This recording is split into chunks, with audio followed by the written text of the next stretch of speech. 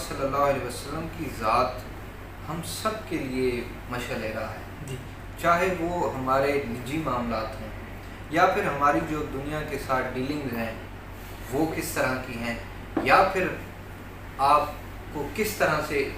اقتدار ہے یا حکومت ہے کس طرح سے چلانی ہے، لیڈرشپ کی کوالٹیز آپ کو نبی پاک صلی اللہ علیہ وسلم کے اندر نظر آئی۔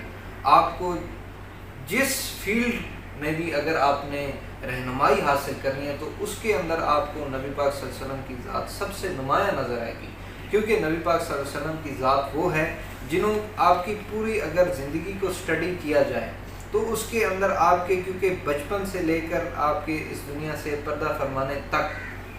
کی پوری تاریخ موجود ہے، اس کے اندر مختلف فیزز ہیں، جیسے کہ ان کا بچپن ہے، جیسے وہ جوان ہوئے وہ فیز ہے، اس کے بعد جب ان کی عمر 40 سال ہوئی نبوت کا اعلان ہوا، اس کے بعد کیسی ان کی لائف رہی ہے۔ تو آپ اس لائف کے پیریڈز کے اندر مختلف چیزیں آپ ڈھونڈ سکتے ہیں۔ اگر آپ نے دیکھنا ہے کہ انہوں نے بچپن کس طرح کا گزارا ہے یا بچوں کی تربیت کس طرح سے ہونی چاہیے تو وہ ایک مشعل راہ بن سکتی ہے نبی پاک صلی اللہ علیہ وسلم۔ پھر آپ جوانی میں آپ دیکھیں کہ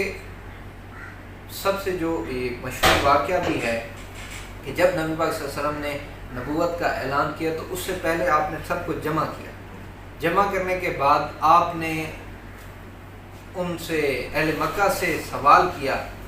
کہ اگر میں تمہیں کہوں کہ اس پہاڑ کے پیچھے سے یا ٹیلے کے پیچھے سے ایک فوج تم سے جنگ کرنے کے لیے تیار ٹھہری تو کیا تم میری بات مان لو گے؟ تو انہوں نے کہا جی بالکل ہم آپ کی بات مان لیں گے۔ تو وہ کس لیے؟ وہ اس لیے کہ نبی پاک صلی اللہ علیہ وسلم صادق اور امین، آپ نے کبھی جھوٹ نہیں بولا، آپ نے کبھی جھوٹ نہیں بولا۔ آپ نے جو دنیا کے اندر ہمارے لیے ایک جو لیول سامنے رکھا ہے کہ ہم نے کس طرح سے معاشرے میں زندگی گزارنی ہے، تو اس کو اگر ہم دیکھیں کہ اس میں آپ کے سچ بولنا، جھوٹ نہیں بولنا، اپنی جو ان کی تاجرانہ ڈیلنگز تھی ان کے اندر انصاف کے ساتھ، ایمانداری کے ساتھ، تو یہ جو چیزیں ہیں، اور مطلب غریبوں سے محبت کرنا، لوگوں کا احساس کرنا، آج کل میں سمجھتا ہوں ہمارے ملک کے اندر احساس بہت کم ہو چکا ہے۔ بالکل اس کی وجہ یہی ہے کہ ہم نے اس دامن کو کمزور کر دیا جس کو ہم نے زور سے پکڑ کے رکھنا تھا، جس کو ہم نے کبھی نہیں چھوڑنا تھا۔ آج آپ دیکھیں کہ ہمارے ملک کے اندر تعلیم کے اندر آپ کو اور تو بہت ساری چیزیں پڑھائی جاتی ہیں، لیکن اسلامیات کی ایک 50 صفحوں کی کتاب دے کر آپ کو کہا جاتا ہے کہ جی بس بالکل صحیح۔ یونیورسٹی کے 4 سال کے اندر آپ کو وہ ایک سیمسٹر میں اسلامیات کی کتاب دے دیتے ہیں، باقیوں میں جی آپ جیسے گزارے۔ تو اس لحاظ سے میں سمجھتا ہوں کہ ورک اگر ہو تو ہمارے معاشرے سے بہتر معاشرہ کوئی بن ہی نہیں سکتا۔ بالکل صحیح۔ جس طرح کہ ہمارے وزیر اعظم صاحب نے ریاست مدینہ کی بات کی، تو اگر واقعی اس کے اوپر ورکنگ ہو تو ریاست مدینہ تو اس سے بہتر آپ مجھے تاریخ میں کوئی ریاست دکھا دیں، اس سے بہتر آپ مجھے کوئی انتظام دکھا دیں جہاں پر بیت المال قائم کیا گیا، غریبوں کے بارے میں سوچا گیا، ہر غریب اور امیر کا احتساب اس کو ایک ہی نظر سے دیکھا گیا، وہاں پہ جو جوڈیشری کا سسٹم قائم تھا اس کے اندر کتنا زیادہ انصاف تھا۔ تو یہ ساری چیزیں ہمیں اپنی زندگی میں بہت زیادہ رہنمائی دے سکتی ہیں، اور اگر ہماری حکومت اس کو واقعی میں امپلیمنٹ کرے اور اس کے بارے میں جو درست اقدام ہے وہ اگر لیتی ہے تو میں سمجھتا ہوں کہ ہمارا معاشرہ بہت بہتر ہو سکتا ہے۔ جناب صاحبزادہ پیر مرید سلطان صاحب، آپ جماعت الصالحین پنجاب کے نائب صدر بھی ہیں، تو آپ بتانا پسند فرمائیں گے کہ آپ کی جو جماعت ہے یہ حضور نبی کریم صلی اللہ علیہ وسلم کی تعلیمات کو عام کرنے کے سلسلہ میں کیا کردار ادا کر رہی ہے؟ جی بالکل جی، اس وقت جماعت الصالحین پاکستان کے 450 مدارس اور مساجد پورے پاکستان میں موجود ہیں۔ ہماری جماعت کی بنیاد سائیں حضور نے بلوچستان میں رکھی۔ اس کی وجہ یہ ہے کہ وہاں پر ایک بہت ہی بیکورڈ علاقہ ہے، وہاں پر بلوچستان میں آپ کے پاس بیسک لائف فیسلٹیز موجود نہیں ہیں، تو ایجوکیشن تو بڑی دور آتی ہے۔ لیکن ایک چیز جو اس پوری قوم کے اندر موجود تھی، بلوچستان کے لوگوں کے اندر، وہ ایمان تھا جی، کلمہ پاک کا ان کو پتہ تھا ہم مسلمان ہیں، لیکن ہم کیوں مسلمان ہیں، مسلمان کیا ہوتا ہے، ان سوالات کے جوابات ان کے پاس موجود نہیں تھے. تو میرے والد صاحب نے ایک مشن لے کر وہ نکلے کہ ہم نے نبی پاک صلی اللہ علیہ وسلم کے پیغام کو ہم نے عام کرنا ہے. تو اس وقت 2007 سے لے کر آپ کی پوری لائف جو اسٹرگل ہے اس کے اندر جب سے جماعت قائم ہوئی ہے، اس وقت جماعت صالحین کے پلیٹ فارم پر بلوچستان میں صرف 45 سے اوپر مدارس موجود ہیں اور 100 سے زیادہ وہاں پر مساجد موجود ہیں، جہاں پر جو مدارس ہیں وہاں پر پراپر درس نظامی پڑھائی جاتی ہے اور دورہ حدیث شریف بھی پڑھایا جاتا ہے. اب اس وقت جماعت صالحین کے پلیٹ فارم سے حق بہو یونیورسٹی صحبت پور کا قیام اور اس کی کنسٹرکشن جاری ہے، جس کے اندر انیشیل ایجوکیشن کا سلسلہ بھی شروع ہو چکا ہے. اسی طرح سے سندھ کی طرف اگر ہم آ جائیں تو وہاں پر ہمارے الحمدللہ تقریباً 150 سے اوپر مسجد اور مدارس موجود ہیں. جو مسجدیں ہیں وہاں پر قاری صاحب جو ہیں وہ اپنے شام کے ٹائم اور صبح کے ٹائم جو بچے اسکول جاتے ہیں اور اس سے پھر واپس آتے ہیں تو ان کو قرآن مجید کی تعلیم دیتے ہیں، وہاں پہ قاعدہ پڑھاتے ہیں، ناظرہ پڑھاتے ہیں. اسی طرح سے پنجاب، KPK اور کشمیر میں بھی الحمدللہ کشمیر کے مظفر آباد، میرپور اور باغ کے علاقوں میں وہاں پر ہمارے مدارس موجود ہیں، جہاں پر ہم دین اور دنیا کو کیونکہ الگ کیا نہیں جا سکتا. آج کل جو یہ سیکولر ذہن آ گیا ہے کہ جی دین الگ ہے اور دنیا الگ ہے، اس طرح سے نہیں ہے، یہ ایک ہی ہے. آج کل جو یہ چیزیں کافی زیادہ پروموٹ ہو گئی ہیں، ایتھیزم، لوگ خدا کو ماننے سے انکار کر رہے ہیں، لوگ لبرلزم کی طرف جا رہے ہیں، ریئلزم کی طرف جا رہے ہیں، کنسٹرکٹیوزم کی طرف جا رہے ہیں. تو یہ ساری چیزوں کو کاؤنٹر کرنے کے لیے آپ کے پاس صرف اور صرف دین مدد کر سکتا ہے. لیکن آپ کو اس کو پڑھانے کا طریقہ آنا چاہیے کہ آپ نے ان دونوں چیزوں کو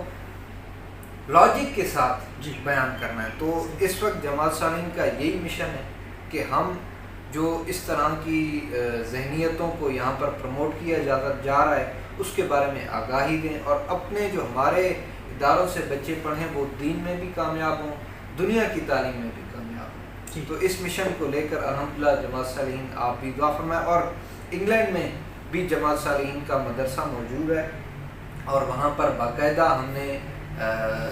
وہاں پر، حالانکہ کتنا مشکل ہے وہاں پر، لیکن پھر بھی لنڈن میں جماعت صالحین پاکستان کے پلیٹ فارم سے جو فلسطین کا مسئلہ ہوا تھا اس کے اوپر بھی ریلی نکالی گئی، اور وہاں پر سالانہ ربیع الاول کے مہینے میں میلاد شریف کے پروگرام بھی ہوتے ہیں اور وہاں پر ریلی بھی نکالی جاتی ہے. اسی طرح سے ہم مزید بھی مختلف ممالک میں کام کر رہے ہیں، مختلف آرگنائزیشنز کے ساتھ ہمارے کولیبریٹڈ ورکس بھی ہوتے ہیں، جن کے اندر گلستان باہو ویلفیئر ٹرسٹ ایک ہمارا سب سیٹ ایک ادارہ ہے جماعت صالحین کا، جس کے اندر ہم لوگوں کی ویلفیئر کے لیے کام کرتے ہیں، لوگوں کی امداد کے لیے کام کرتے ہیں. غریب غربا کو ہر رمضان میں ہم کوشش کرتے ہیں کہ جو مستحق گھرانے ہیں ان کی جس طرح سے بھی ہمارے سے خدمت ہو سکتی ہے ہم وہ بھی کرتے ہیں. اور جو بھی کوئی وبا آ جائے، بلا آ جائے، تو اس کے اندر بھی ابھی جیسے کووڈ کا دور گزرا ہے تو ابھی بھی چل رہا ہے، تو جو اس کے زیادہ اس سے متاثر ہوئے ہیں گھر، تو ان کی بھی ہم مدد کے لیے کافی جماعت صالحین نے کام کیا ہے. ہم آپ سب سے بھی یہی دعا چاہتے ہیں کہ آپ دعا کریں کہ اس کام میں مزید ہمیں استقامت اللہ پاک عطا فرمائے. پیر سائیں، سلطان العارفین حضرت سلطان باہو رحمۃ اللہ علیہ نے اشاعت اسلام کے سلسلہ میں گراں قدر کی خدمات سر انجام دی ہیں. تو آپ کی جو جماعت الصالحین ہے تو اس کی وساطت سے کتنے لوگ جو ہیں وہ حلقہ بگوش اسلام ہو چکے ہیں؟ پلیٹ فارم سے 1055 لوگ دائرہ اسلام میں داخل ہو چکے ہیں. ہم سالانہ مختلف پورے پاکستان میں پروگرام کرتے ہیں، لیکن ایک ہمارا سینٹرل پروگرام ہوتا ہے جس کا نام ہے روحانی اجتماع. اس روحانی اجتماع کے اندر جو ہم نے تبلیغ کی ہوتی ہے پورے سال میں، جس کی وجہ سے اسلام سے کوئی انسپائر ہو کر دائرہ اسلام میں داخل ہوتا ہے، تو پھر روحانی اجتماع کے اندر اس کو مسلمان کیا جاتا ہے جو خواہش مند ہوتے ہیں مسلمان ہونے کے، تو ہر سال الحمدللہ کہ پورا گھرانہ جو ہے وہاں پر مسلمان ہو جائے۔ اس وقت سائیں کے ہاتھ میں، ایون کہ جب سائیں انگلینڈ تشریف لے کر گئے تھے تو وہاں پر بھی 2 گورے جو ہے وہ بھی مسلمان ہوئے، جن کا نام حسن اور حسین سائیں نے رکھا، تو وہ بھی زندہ ہیں الحمدللہ۔ اور اسی طرح سے پھر ان کو مطلب ہم ایسے نہیں چھوڑ دیتے مسلمان ہو گئے تو جی یہ بس بہت ہو گیا، تو اس کے اندر پھر ہم ان کو تعلیم کا سلسلہ بھی کرتے ہیں، جس کے اندر اس وقت الحمدللہ جو لوگ کنورٹ ہو کر آئے ہیں کافی ان میں سے حفاظ بن چکے ہیں۔ اس وقت پہ ہماری کافی مسجدوں میں وہ امامت کر رہے ہیں لوگ جو مسلمان ہو کر آئے تھے۔ ابھی بھی جو ہے آپ کی انشاءاللہ ملاقات کرائیں گے، ادھر ہمارے بھائی آئے ہوئے ہیں، محمد عمر ان کا نام ہے، پہلے وہ ہندو مذہب سے تعلق رکھتے تھے، تو وہ روحانی اجتماع میں الحمدللہ وہ بھی مسلمان ہوئے ہیں، اس وقت یہاں پہ تعلیم حاصل کر رہے ہیں۔ سندھ سے ان کا تعلق تھا؟ جی ان کا تعلق ہے ڈیرہ اللہ یار سے، بلوچستان کا شہر ہے، وہاں سے، اور ان کی محبت اتنی زیادہ تھی کہ سائیں سے ملنے کے لیے مسلمان ہونے کی اتنی زیادہ چاہت تھی کہ سائیں کا شیڈول سخت ہونے کے باوجود اکثر لیٹ نائٹ ٹریول کرتے ہیں، تو پھر بھی سائیں رات کو 2 بجے تک یہ مسلمان ہائی وے میں ویٹ کرتا رہا کہ سائیں آئیں اور میں مسلمان ہوں۔ تو جماعت صالحین کا الحمدللہ ہم تو کچھ بھی نہیں ہیں، یہ اللہ پاک کا کرم ہے کہ وہ اس طرح کا وقت جماعت صالحین کے پلیٹ فارم سے لے لیں۔ جی تو پیر سائیں بہت بہت شکریہ، آپ نے اپنے قیمتی وقت سے ہمیں چند گھڑیاں نوازی ہیں، اور آپ نے سیرت النبی صلی اللہ علیہ وسلم کی زندگی کے مختلف پہلوؤں کا احاطہ کیا ہے۔ تو ناظرین،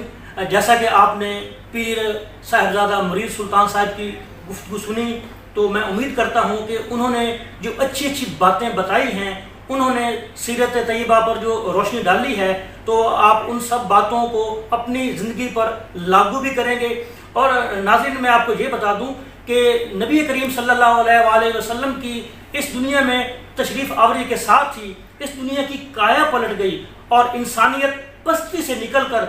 عظمت و رفت کے آسمان پر پہنچ گئی۔ اگر آج بھی